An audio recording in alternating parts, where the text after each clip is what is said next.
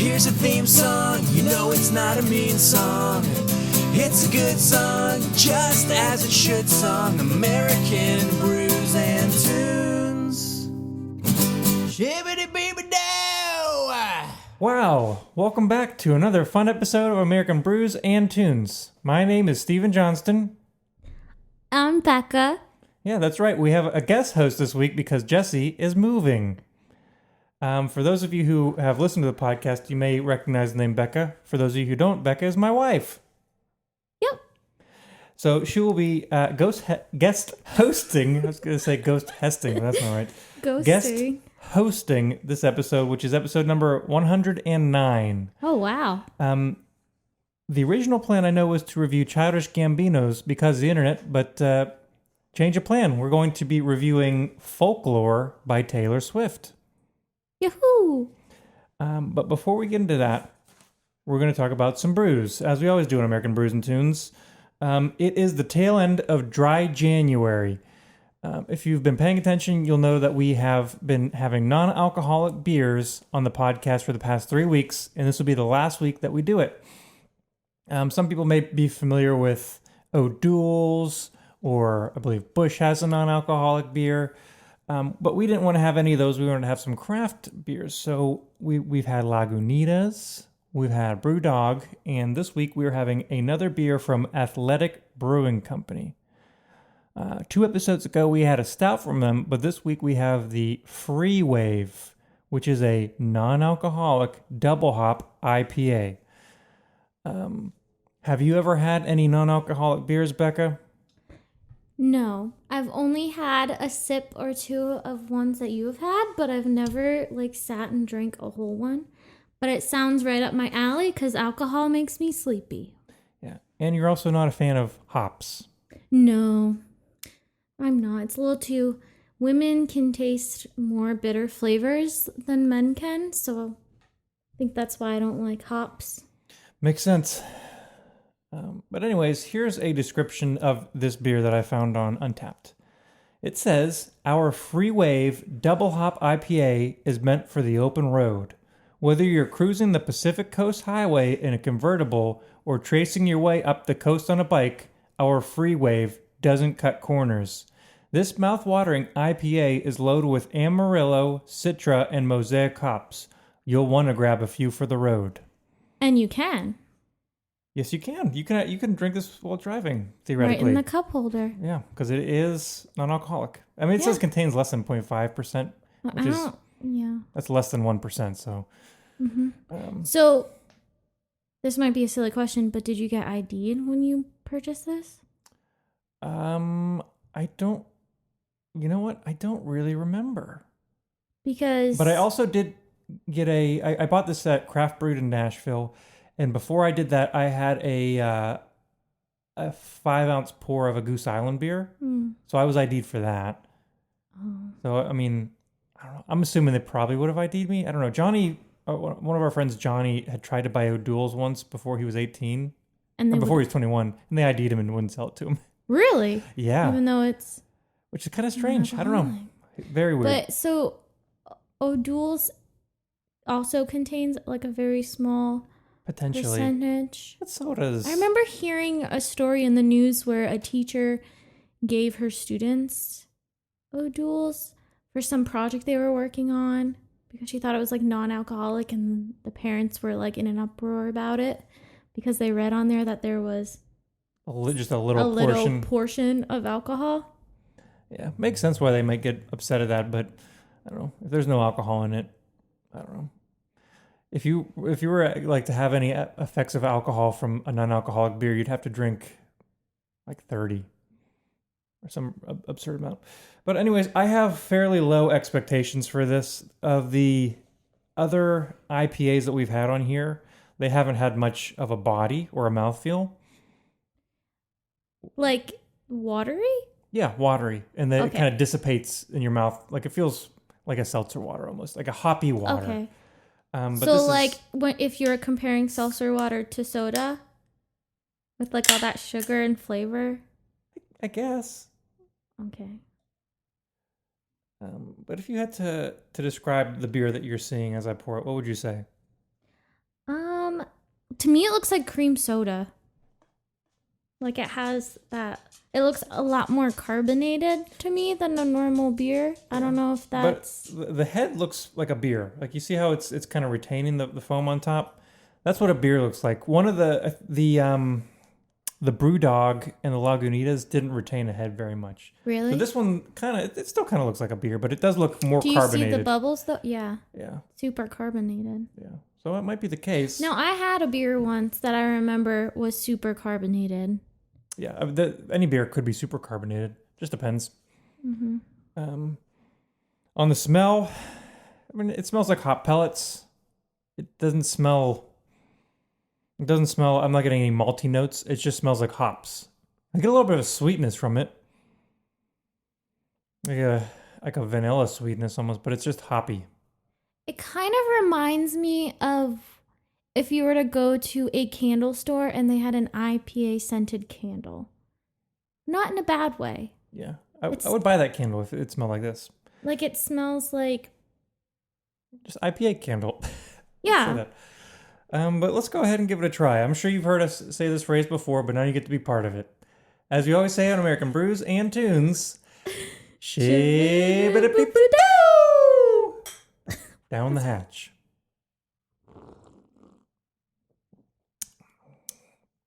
Oh. It's sweeter than I anticipated. The hops are there, but they're not really aggressive. It's a little soapy. The mouth feels a little thicker than I expected. I was gonna say that it doesn't taste as, the only way I know how to describe it is watery as some of the other non-alcoholic beers that I took a sip of. But like to me, if I took a sip of this, I might not think it was non-alcoholic. You might be tricked. So if that's the case, Yeah. then job well done, I guess. I think so. Like to me, I can taste the hops. Like that hit me right away. It's not as aggressive as I was anticipating for a double hopped IPA, yes. as they say. Okay. And I do get some strange sweet vanilla notes, which I'm not really sure why they're coming in there, but it's not bad. Yeah. I think I like this better than some of the ones we've had. I think I might like the smell better than the taste, Well, that's fine. To each their own. but it's still good. I would drink it. Well, you've got a little while to finish the rest of whatever you have in your cup, so let's say that we move on to the music. So as we said before, this is Taylor Swift's album Folklore, released in 2020. Strangely enough, not her most recent album though, but we'll get into that. This song was written and recorded entirely during the COVID-19 lockdown, which is not many albums have been like that. A lot of the albums that were released in 2020 were worked on before COVID. So it's interesting that this one was written, recorded, and everything was done and released all during coronavirus. Mm-hmm. And it was all done in less than a year since her previous release. Yes. Lover came out 11 months before this one. Mm-hmm. And no one was in the same room. Correct. It was all done, remotely. Yeah, remotely, yeah. She worked with Jack Antonoff and Aaron Dessner. Jack Antonoff has done a lot of producing. He's got a lot of credits to his name. And Aaron Dessner is the guitar player from The National. We've reviewed one of their albums on this podcast before. They're kind of like I don't want to say Americana, but they're like a indie rock band. I think they always, every time they release an album, it's usually up for a Grammy, for the most part. But Jack Antonoff and Taylor Swift had collaborated before, many times, including 1989, the album Reputation, and the previous album, Lover. All fantastic. Yes, this is true. But anyways, after being stuck in quarantine, Taylor Swift, she had said that she'd been watching a ton of movies, reading a lot of books, getting inspired a lot. There's a whole list of them. I'm sure you can find them if you look into it. But she really got inspired by other people's stories. So she kind of let that fuel her inspiration, and she was getting visuals popping into her head. That's how she was saying it. Where's my phone? I have a good quote from her talking about her visuals if you want me to talk about that. Yeah. Because it's kind of a weird, vague statement if someone says She had visuals popping into her head, giving her inspiration. So here's what Taylor said. She said, "It started with imagery, visuals that popped into my mind and piqued my curiosity. Stars drawn around scars. A cardigan that still bears the scent of loss 20 years later. Battleships sinking in the ocean, down, down, down. The tree swing in the woods of my childhood. Hushed tones of let's run away and never doing it. The sun-drenched month of August, sipped away like a bottle of wine. A mirrored disco ball hovering in the dance floor. A whiskey bottle beckoning. Hands held through plastic. A single thread that, for better or for worse, ties you to your fate. Pretty soon, these images in my head grew faces or names and became characters. I found myself not only writing my own stories, but also writing about or from the perspective of people I've never met, people I've known, or those I wish I hadn't." So all of those images pretty much come back through the album. I'm sure when I was listing those off, I was probably ringing some bells in your head at least. Yeah. But yeah, so that's quite an interesting. I know when I write songs, that's not what usually gets my creative juices flowing, is images like that. So it's different. I don't know. Maybe she picked up some images from the movies or books, or who knows? Maybe it just popped into her head. But I don't know if you knew this. The initial plan was to release the album in early 2021. No, I did not know that. But it was finished early, and in her words, if you make something you love, you should just put it out into the world. Aaron Dessner was talking about how they would kind of send instrumentals back and forth, and like he'd have almost a fully finished instrumental he'd send to her, and within an hour she would send back the complete lyrics done to the song. Wow. And he was like, wow, he's like, this will probably take us a really long time to do. And he's like, I guess not. So that's pretty crazy. Like I said, it didn't come out in 2021. It came out in 2020. It was announced 16 hours prior to its release. Yes. So surprise. It met critical success across the board. Many were really excited about the stripped back, like the indie, folky, ballady nature of the record. Considering the past 2 or 3 albums were solely pop albums for Taylor Swift. So this one was really different. Even Pitchfork, I don't know if you listen to them, it's usually kind of pretentious, stuck-up music nerds on that site. Like they gave Mac Miller's album Blue Slide Park, it was either 1 or 0, I think. Wow. Maybe same thing with Childish Gambino's Camp. I can't remember, but they're usually harsh. They gave it 8 out of 10, which is really pretty good. But I don't hold much weight to what they say because they're stuck up. But I mean, if they gave it 8 out of 10, that means something, I guess. It's currently nominated for 5 Grammys. Album of the Year, Best Pop Vocal Album, Song of the Year for Cardigan, Best Pop Performance for Cardigan, and Best Pop Duo/Group Performance for Exile. In addition to the critical success, was obviously a commercial success. Debuted at number 1 at Billboard Top 200, and it was the highest selling album of 2020. Just all out across the board. And there's a ton more surprising statistics about streaming. Like it was the number 1 of this. It was on the longest number 1s for all like tons of statistics, but I'm not going to list them because there's too many. You can go look them up for yourself if you want to. But broke a ton of streaming records. So way to go, Taylor Swift. Because she's the best. She is very good. She's no Blink-182, but we'll let it slide. I think this album worked so well because everyone was anxious amongst the global pandemic. And this came out with, what did I say, June? So that's what, March? Because March is when it hit the United States. March, April, May, June. So that's like at least 3 months in. That's enough time for people to be getting cabin fever and all kind of worry. And these stories are non-biographical or non-autobiographical, which is typical of Taylor Swift. So some of them are, but for the majority of these songs, they're from other people's perspectives, like that quote said that I read earlier.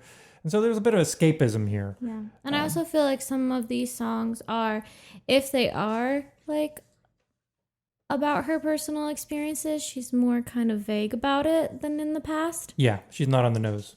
Because normally, if she has something to say, she says it. Yeah. Puts blunt. it out there, so. She's blunt. There's a lot of things she could say, too. And we'll talk about it later, but this is the second album released outside of her contract agreement with, Big Machine Music Records? Yes. Which was sold to Scooter Braun. That caused a whole bunch of issues. Some unsavory characters bought and sold her masters and had some control. We'll touch upon that later, though. Shall we dive into the track list? Sure. All right, track number 1 is called The One. It's pretty funny that it's titled The One. The One. This was one of the 2 last songs written for the album. Did not know that. The That's other really being interesting. Hoax. So they wrote the first and the last song on this album as bookends. Those are the last 2 songs written.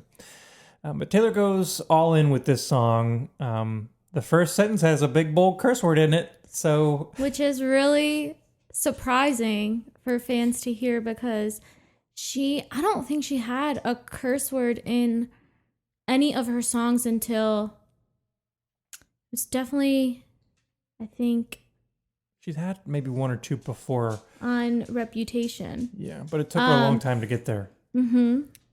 Because she's usually, she's a role model for sure. And she kept it clean, but here she went all out. I Did Something Bad. That's the Is that name the of the song? song. I think that's the first time she curses on an album. Yeah, so she must have considered it really so bad. she definitely, I think it's pretty cool that she starts the album like that because it kind of that puts it on Front Street that she's and it kind of she's sets on some the new tone. stuff. Yeah, Yeah, and it like sets the tone of where, because like when I heard it for the first time, I was like, oh, okay, this is where we're going. I was like, all right. yeah, but it also sets the tone musically because it's not the big anthemic pop songs that she's known for. Yeah. It's stripped back, so it's very, very different. It's organic. It's just kind of really nice. The theme of this song is imagining that a failed relationship, like what it would have been if it succeeded. Like you could have been the one. Other than that, it's pretty self-explanatory. She goes more in depth, but it's a good song. It's a really good intro to the album, I'd say. Mm-hmm. Yeah. Moving on to track number 2, which is called Cardigan. This was the first single pushed on the album. I believe she had a music video pushed out for this one. She sold some cardigans. Yes. And this is the first of 3 connected songs, which also include the song August and Betty. Taylor said, and this is a quote from her, "There's a collection of 3 songs I refer to as the Teenage Love Triangle. These 3 songs explore a love triangle from all 3 people's perspectives at different times in their lives."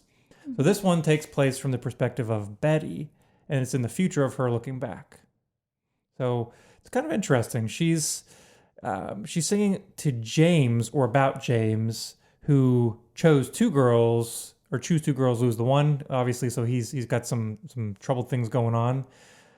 That would be the love triangle, I guess. James cheats on Betty in August. This is just a little overview.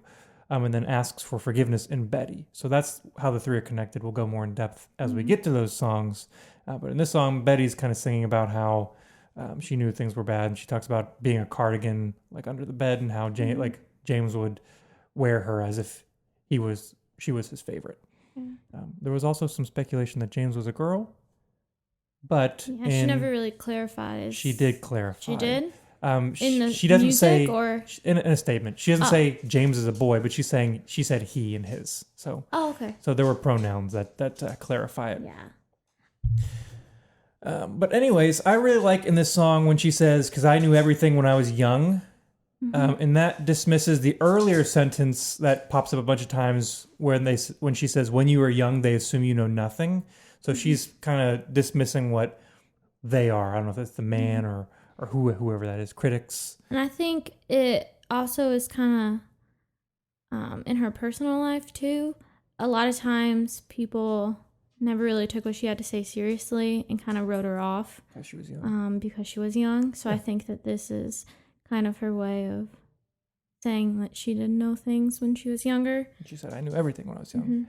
It also, I think, connects to the song Betty when James says, "I'm only 17, I don't know anything." So she's saying, well, when I was young, I knew everything. So she's kind of calling him out there. Yeah.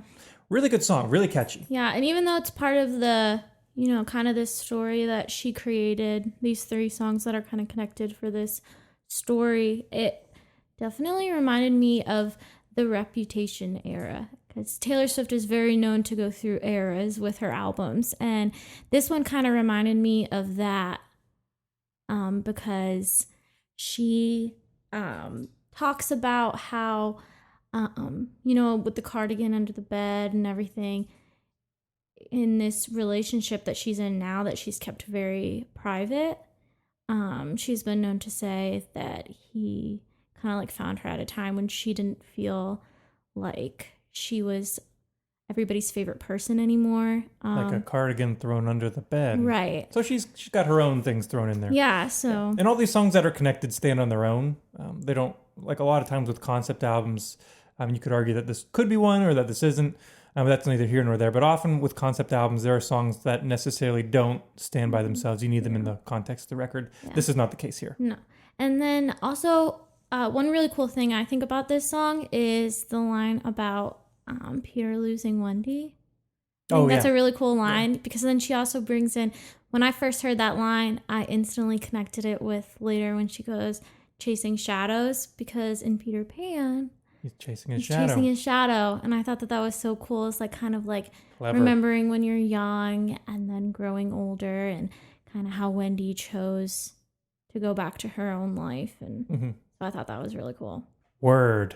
Moving on to track number 3. This song's called The Last Great American Dynasty. If I had to guess, I'd say it's one of your favorites. Well, yeah, because she says my name. Yep, the name is Rebecca. And it's not spelled the same, but we can just let that slide. Spelled Rebakah. Like in biblical? Yeah. Rabekah. Rebecca. Yes. Specifically, Rebecca Harkness. Yes. Which I remember her talking briefly about this in that Disney Plus thing, but I learned a heck of a lot more about her. She married Bill Harkness, who was a wealthy... he kind of stumbled into some old money because his family was like an oil tycoon, like big money. He had a heart attack, survived, had another heart attack, and died after the two of them were married. And so she inherited everything. Oh, wow. Ton of money. So she was one of the wealthiest women at the time, I believe. And she had houses in multiple places, but Rebecca and Bill had a house in Rhode Island? In Rhode Island, yeah, called the Holiday House, which eventually was bought by Taylor. Pretty cool. So it is pretty cool. And Taylor sings about how Rebecca Harkness kind of had lavish parties and would fill her pools with champagne and all kind of crazy things, and how the town thought maybe she killed her husband, and just speculation. Like I don't know if they thought it was true or not, but they would like whisper about it, and just a lot of unsavory things. So Taylor essentially likens a lot of things that the media says about her to what Rebecca Harkness was going through. And you can see that obviously when she switches pronouns in the song, like for the first 2/3 of the song, when Taylor's singing about Rebecca, she said she had a wonderful time ruining everything, but after Taylor buys the house, it's I had a wonderful time. So I didn't, when I heard the song the first few times, I wondered why she switched pronouns. I was like, why is it her and now why is it I? But that makes sense because she obviously bought the house, and they kind of have not the same story, but went through some of the similar trials and tribulations. And I kind of wonder if like there's a line in the song, I'm not going to repeat it because there's a not nice word, but she talks about how Rebecca had like a pack of friends. I believe they were called that in real life. And it kind of reminded me of like the Rat Pack and all that with them. But then also Taylor Swift kind of has that, like all the girls in the Bad Blood video and her kind of like group of girlfriends that like stuck behind her with everything. So I thought that was kind of cool because that definitely relates to her personally. She always has like this group of girls with her, and they seem pretty tight, even though they're all celebrities and really busy. They seem like they're super tight and just normal with each other. And there could be a reference to the song Mad Woman on here. Oh, yeah. Because they talk about how the town made her, like, always said she's the maddest woman. Yeah, definitely. She was always mad at the town for them trying to say bad things about her. But we'll talk about that whenever we talk about Mad Woman. For now, let's move on to track number 4, which is called Exile. This is my first recommendation, probably my second favorite song on the album, if I had to say. It's featuring and co-written by Justin Vernon, made famous from the group Bon Iver. or Bon Iver. Yeah, that's... I don't know the correct pronunciation. Well, since I have an American accent, it's Bon Iver. Yeah, that's... If I was French, it would be Bon Iver. Yeah. Or if you're Jesse Titus, Bon Iver. Yeah, that's the only way I've ever known how to say it, and I've only ever heard people say it until I moved to Nashville. Bon Iver is what I say. Bon Iver. So. Yeah. But Justin Vernon was connected to Taylor Swift through Aaron Dessner, because Justin Vernon and Aaron Dessner have a rock band together called Big Red Machine. I don't know if you knew that, but they I did not. Kind of through their own little tiny mini grapevine made this connection, and she reached out and asked if he wanted to be on this, and he's like, yeah. Which, if I'm not mistaken, isn't she like personally a huge Bon Iver fan? So it was kind of like a fangirl moment for her that she got to have him on the album. He's known for like sad songs about breakups, so it's fitting on this one. Taylor has confirmed that the song is about ex-lovers whose relationship failed because miscommunications. They end up seeing each other and kind of sharing a moment, and then have miscommunications again as to why it failed. So they obviously have a misunderstanding where the other's coming from, but it's just a really, really nice song. I really like at the end when they're each singing and echoing each other's vocal parts. I like that part too. Oh, I do. It's just really, really good. I really like it because when she is kind of singing in that part, I don't know if it's intentional, but she is her voice is kind of like, she's like not holding airy. back, but it's airy. And he's kind of like... Got a boominess to his voice. Right. So it kind of sounds like he's kind of not yelling, but like they're in an argument back and forth. Mm-hmm. And he's like super like, this is this, and this. But then she's saying like she's kind of like giving up. Like she's just like being airy and laid back, kind of like, well, I gave you so many signs and all this stuff. And she's just kind of like, it is what it is. Like, I can't do anything. And he's like, and he's kind of like more fighting for it. Yeah, and it crescendos, like strings built in, and it gets kind of really big by the end, and that part gives me goosebumps. But it's kind of really, really sad because they each have their own idea of why the relationship failed, and they can't understand the other's point of view. Yeah. The song makes me want to like Bon Iver more than I do. Yeah. And I think there's a line in there where it kind of makes, he's kind of saying that the new person that she's with is kind of like a backup. It's like not as good as him, and he's realizing that, and it is kind of heartbreaking to listen to think of that. The guy he sees her with, she said, you probably see him as your understudy. Yeah.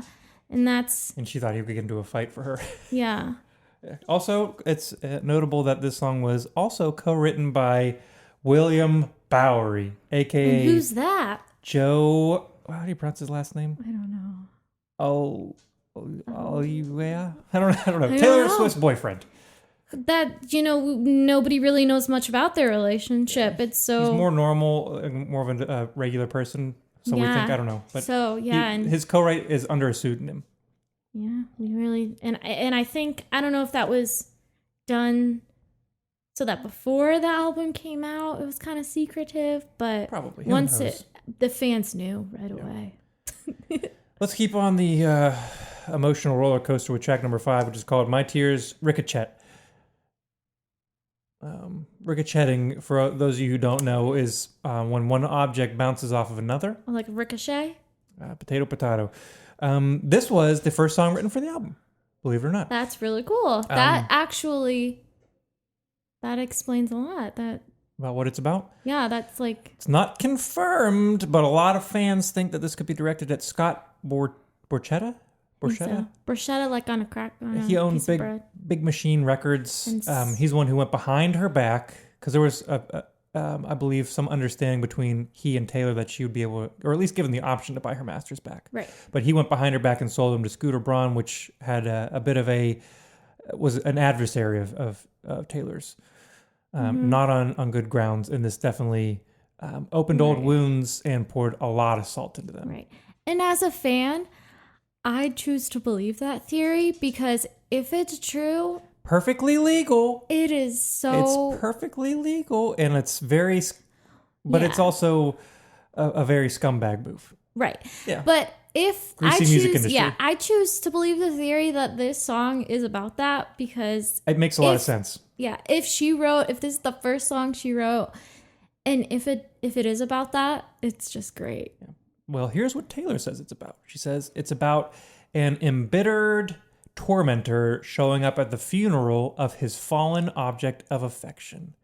So maybe there's some truth. Like she says the line, "If I'm dead to you, why you're at the wake?" Another one says, "You hear my stolen lullabies." So could be both. Mm-hmm. And I mean, if you think about it, like Taylor Swift kind of like, I mean, he does have other, very successful artists on his label, but I mean, I don't think anybody was as close as Taylor Swift in the success. No. So I mean, she kind of made him That's what one he bridge was. you cannot rebuild. Correct. Yeah. So Musically, though, it's really, really catchy. There's some strings in the chorus that I think are very poignant. On track number 6, sure. it's called Mirror Ball. Had to look it up. That is a disco ball. Yes. I was just thinking, before that I was wondering, I was like, maybe it's just a ball that's made of mirror. No, I've heard people call a disco ball a mirror ball. I think that's what maybe it was called before there Old-timey? was a disco was a thing. I don't know. I thought disco balls were invented when disco was invented. I don't know. It's seems to be a little more autobiographical than the other songs. I think it's about how others see her and maybe how she reacts and tries to put on. I don't know if a persona or how she tries to act, but it's kind of not really happy. No. But on a funny note, during the chorus, I keep thinking that she says, "You'll find me on my tallest toilet," No. but she says tiptoes. Tiptoes. Very different than toilet. But it sounds like toilet until she says, yeah. because the word tallest, I think she says toilet, but she says toilest. So it's almost like toilet. Yeah. I was like, wow, why is she doing up on that toilet? And to piggyback off of that, from a fan's perspective, whenever I listen to Taylor Swift stuff, like I would say I'm like a super fan for Taylor Swift. I always try to find the little hidden Easter eggs, which she does all the time. She loves to do that, to hide things for her fans. And I feel like this song maybe is going back to an old song. She sings in an old song called Begin Again about how she says he didn't like it when I wore high heels, but I do. And in this song, she says, on my tallest tiptoes, spinning in my highest heels for you. So I think that's really cool, kind of like maybe showing how she is when she's not in the light. She feels like she can be in her high heels and Referential there. Mm-hmm. Track number 7 is called Seven. Definitely on purpose. But it's also about her being at the age of 7. So all kinds of non-coincidences. And maybe possibly about the album Lover. Could be. I think, because if I'm not mistaken, that's number 7. And this song is about maybe like feeling confident when she was 7 years old, or maybe finally finding her confidence with the album Lover. Yeah, this is the one where she's on a swing, Yes. kind of going all above the Pennsylvania ground. But I really like the first verse. Before she gets into it's either the chorus or pre-chorus, but she sings in a super airy voice, and it's got this almost like ethereal vibe going on. It's really kind of out there. It's pretty cool. But it gets kind of dark later on in the song when she's singing about a friend who maybe had an abusive father. Mm-hmm. It's not. I mean, it doesn't say that for sure, but if from a 7-year-old's perspective, Yeah. like there's ghosts in your house and your dad yelling at or something. I can't remember specifically what she says, but it seems like it's about a friend who had an abusive father and was like, would always go hide in the closet or cry in the bedroom, like try and get away. Mm-hmm. So it's kind of dark, seemingly. Yeah. Yeah. Mm-hmm. Moving on to a different song. Track number 8 is called August. 8th month of the year. Track number 8. Maybe. Could be a connection. Maybe that's just how it fell. You never know. Taylor Swift is very intentional about things.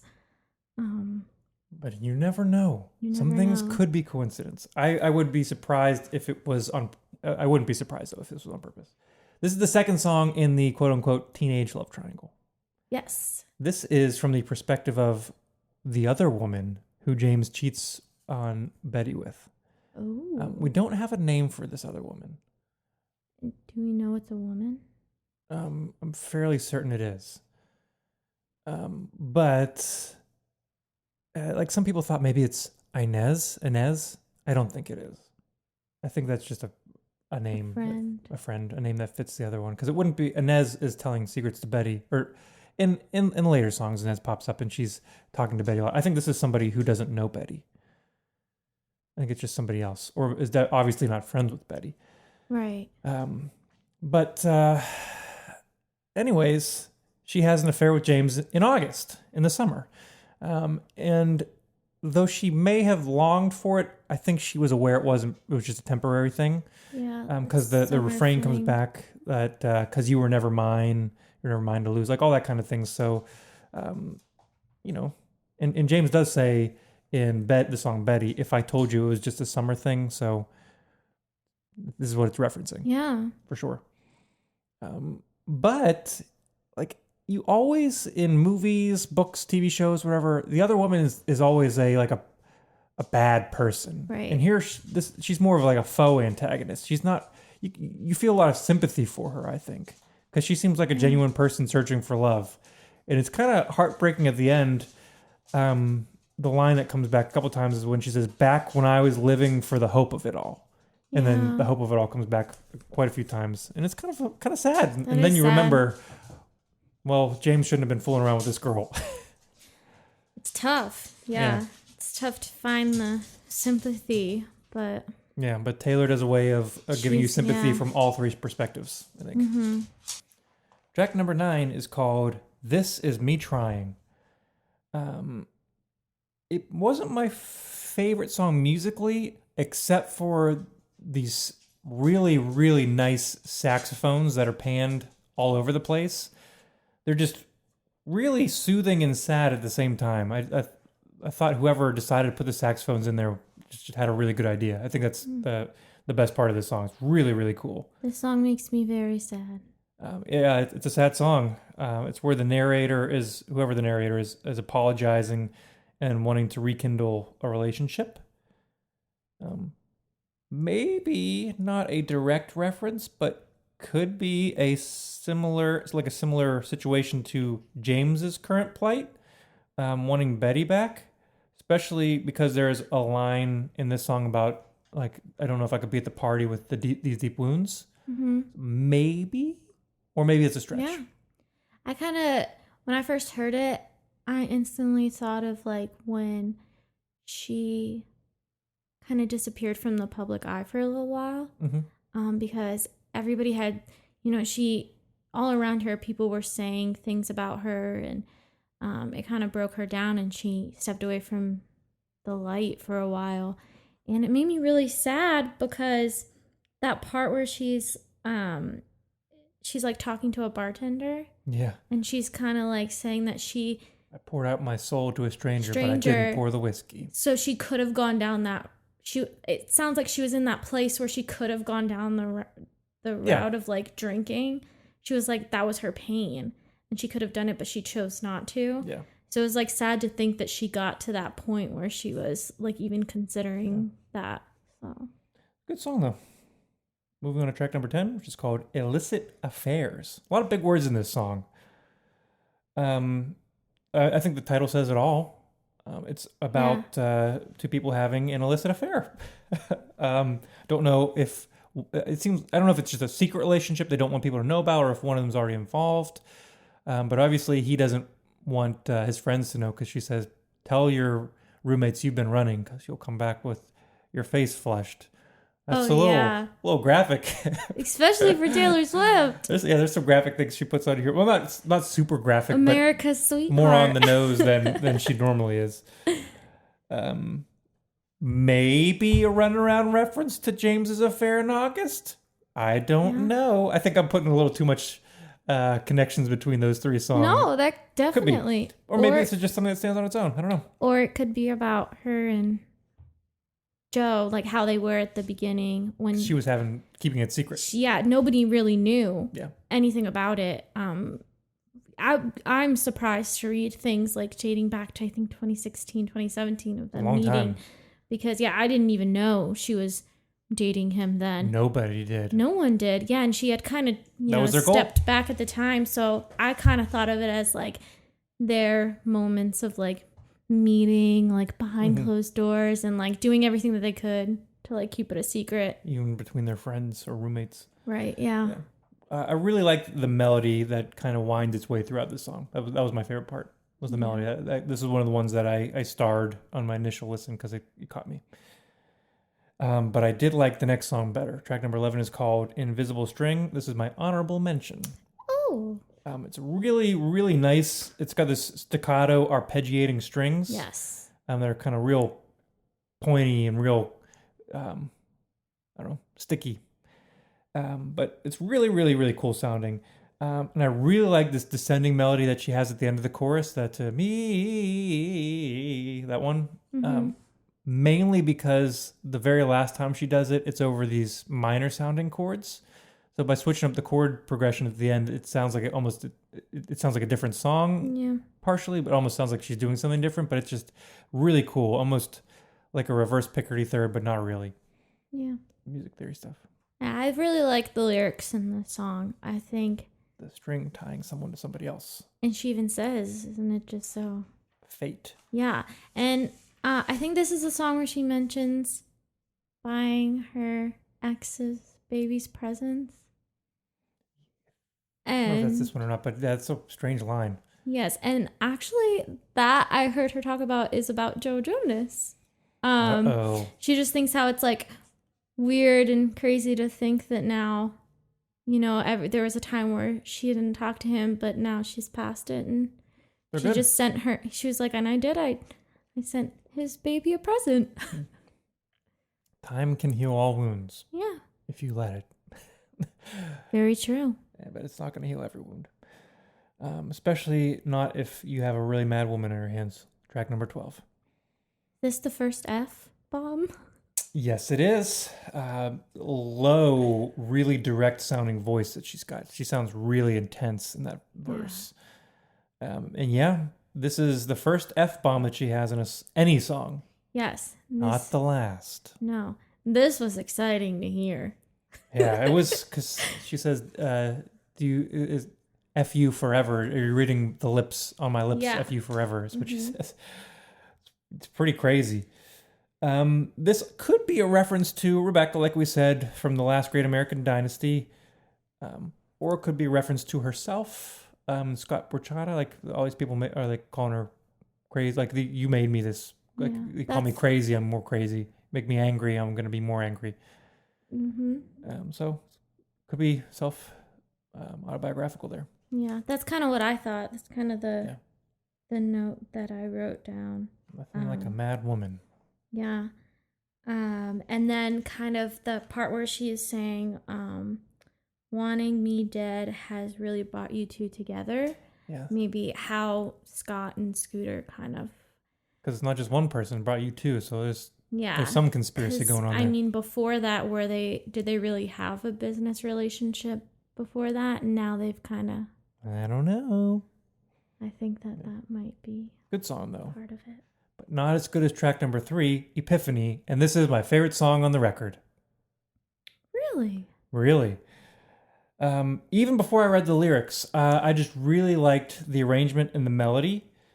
But once I read the lyrics, I was like, whoa, it's very heavy. It parallels PTSD between doctors and nurses and soldiers.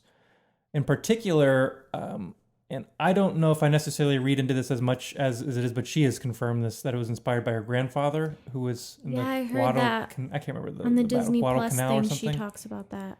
And it's pretty sure it's referencing doctors and nurses, like the frontline workers during coronavirus. Yeah. Because they talk about a lot of breathing issues, seeing people through plastic, having to hold hands. Yeah. It's really, really sad. And she's got these, again, airy vocals. I think that's kind of that's her aesthetic singing wise. But it's backed by this droning organ. And it's just really, really haunting. It is. And I think that it might have been the first, well, it is the first song I've really heard about Thinking about COVID, yeah. I really like the verse when she starts singing about the doctors and nurses when something med school did not cover. Yeah. Someone's daughter, someone's mother. Yeah. Really, really just intense song. But it's my favorite on the record. Yeah. An epiphany.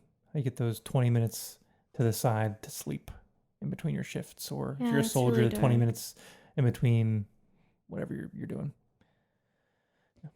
Yeah, that song's really eye-opening. Yeah. But in ways, the next song is eye-opening for other reasons. Track number 14 is called Betty, and it is my last recommendation. This is probably my second favorite besides... It's hard for me to choose favorites. Yeah, I this whole album I think is great, but this song is really great. Yes.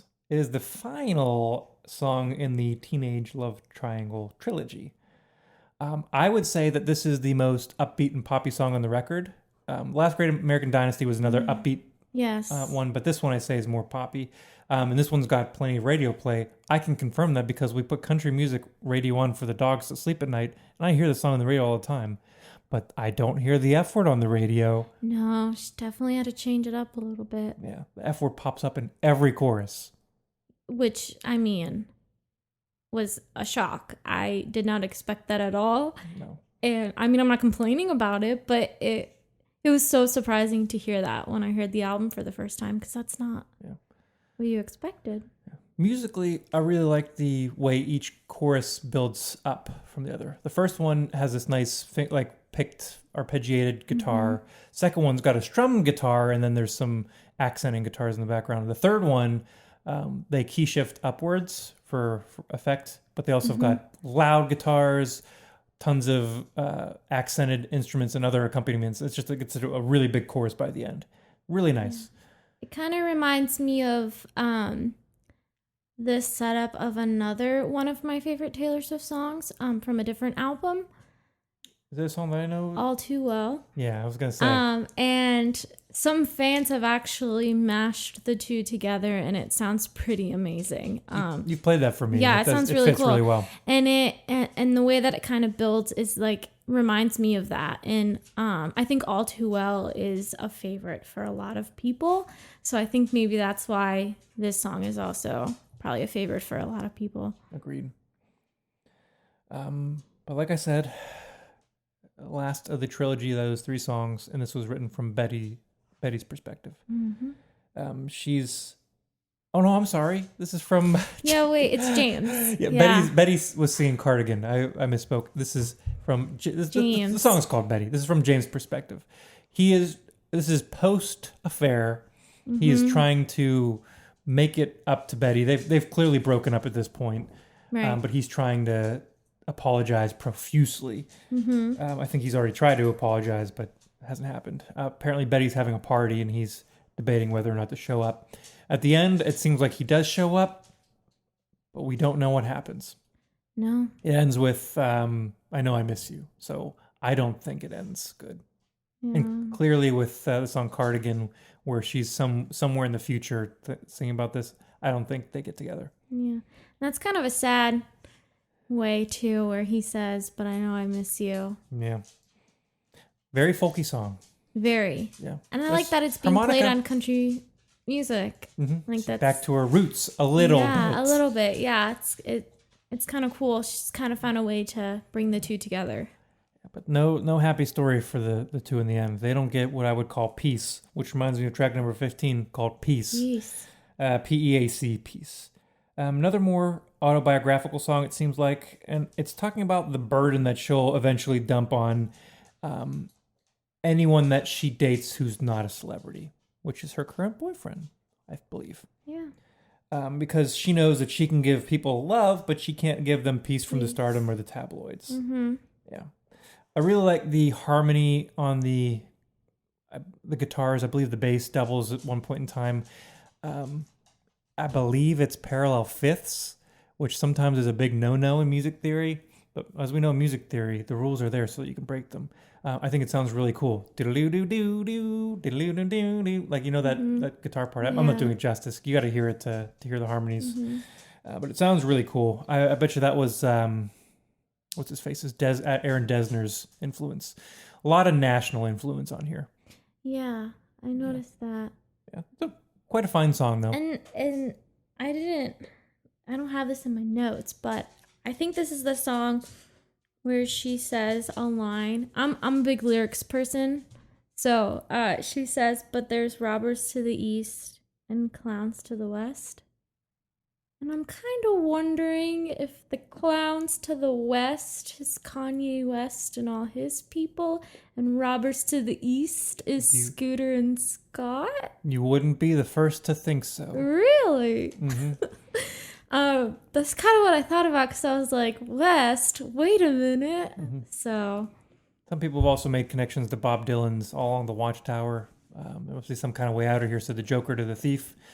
But probably not. Or maybe clowns to the left of me, jokers to the right. I don't know. Yeah, I would really, really love it if that theory was true, because... It could be. A lot of people have made that connection as well. Because when I listen to it, again, another really kind of sad song to hear, because it seems like the relationship she's in now, he's got a pretty normal life. He's not Joe Jonas. Right. Or Harry Styles. And she can't even go to the grocery store. No. So. Yeah. I'm just going to say that line is about Kanye West, because I would love it if she called him a clown. Very well could be. I hope it is. Me too. But moving on to the final track on the album, track number 16 is called Hoax. Yes. For the most part, it's mainly just a piano and a single vocal part, but there are some light strings and accompaniment that come in later to build upon that. Mm-hmm. Very sad sounding. But also pretty. Oh, yeah, it's very pretty. It's probably one of the more stripped back songs on the record. Yeah. And it seems like it's about a rocky and trying, like all the rocky and trying moments of a relationship, but it doesn't seem like the relationship's failed or failing. It seems like they're kind of working through it still. Right. Hard to say because it's vague, but that's what it seems like. Yeah. Yeah. Interesting closer though. Definitely. Yeah. I was about to say, all in all, what's your thoughts on the album? But I know what your thoughts are. Yeah, I really liked it. I didn't know what to expect, especially when she announced it. Yeah. Just 16 hours before. But I really, really like it. It's very different for her. And she, like, as someone who's kind of around the same age as her, I got to kind of grow up with her and her styles. So it's kind of cool to see where she's at now, where she's like, cursing. What are we going to do now that our 20s are over? Yeah. And she, so that was kind of cool, because I feel like I've always had, like, a song from Taylor Swift for every phase in my life. Yeah, and this was definitely an album that I think a lot of her fans needed during 2020. And a lot of people say Taylor Swift saved 2020, but... And not only did she release Folklore in 2020, but at the end of 2020 and the beginning of December, she released Evermore, the sister album, again, announced half a day before it was released. I might like that one. I've only listened to that one once, but I think there are songs on there that I like better than a lot of the songs on here. But I'd have to listen to that one the whole way through again to get better comparisons. But I really like Folklore. The storytelling, I think it's really different, especially from what I know about Taylor Swift songs. I'm not as big a Taylor Swift fan as you, so I don't know all of her catalog. But I don't know, it's really, really cool. Tons of songs that are literally written to be companion pieces to other songs, like that Love Triangle series of songs. But there's also other songs that have connections all over the place in this album. There are tons of songs that reference her previous albums or other things that you would only know if you knew Taylor Swift's life. Hidden Easter eggs that probably even the most hardcore fans probably won't find. Right. So if you really want to delve in, you can find all kind of stuff that is there or isn't there. Right. It's really interesting. I believe that Aaron Dessner co-wrote more songs with her than Jack Antonoff. And I said it before, but I think that's why you get more of the aesthetic on this album than kind of more national sounding, a little more national influenced. If you've never listened to the band The National, just go check out some of their big songs. You'll know what I mean. It makes me want to like The National more than I do. But yeah, they're an interesting band. And there are some speculation that there's a third album to this. Everfolk. But More lore. Taylor Swift was asked about that, and her response was, "I'm just really tired. So I don't know." Because there was one bonus track for this, and there was 2 bonus tracks on the second album. So that's what, 17 plus 18, whatever that is. There's 35 songs. That's a lot. And who knows, maybe there's even more that didn't make the cut entirely. But she said the reason Evermore came out was because they just couldn't stop writing music. They just got in a groove, so. And there's some solid stuff on there. But all in all, good album. I'm glad I listened to it and delved in the whole way through. I'm glad you listened to it too. Yeah. So did you enjoy being on this podcast? Yeah, this is pretty fun. I'm no Jesse Titus. Well, there's only one Jesse Titus, but there's also only one Becca. This is true. Yeah. But, yes, this has been fun. Looking forward to next week. I don't know what episode we'll be recording. Will that be Childish Gambino? Your guess is as good as mine, because that one's been being talked about for a long time and it's still not here. Maybe it'll be a one-off. Maybe it'll be a freeform. It'll happen regardless. We'll figure out a way. And Jesse will be back. Maybe. Maybe not. We'll see. But if you want to give us some constructive criticism, say something that you like, didn't like, if you just want to say hi, if you want to recommend an album, you can reach us at any of the social medias. Just look up American Brews and Tunes, and we respond very quickly because we've got nothing else to do and no one else ever reaches out to us. And please don't say anything mean about me. I'll delete those comments. What are your thoughts on the non-alcoholic beer after having sipped it throughout the episode? I like it. I would drink it for sure. I said it's good for me because I feel like I'm having a beer, but I'm not falling asleep. Well, it's true. You're not falling asleep. I would know that because I would see your eyes close. What I'd say this is, if I wasn't drinking for dry January or sober October, this would be a splendid beer to have. Would I prefer a real beer? Yes, but this does just fine. I'm going to go try and see if they will ID me. You're going to try and buy some? Yeah, I want to see what happens. But let's go ahead and finish this beer and sign off. As we always say on American Brews and Tunes, down the guest host hatch. Thanks again for tuning in. My name is Stephen Johnston. I'm Becca. Thanks for having me. And this is American Brews and Tunes. Yay! Here's a theme song, you know it's not a mean song. It's a good song, just as it should song.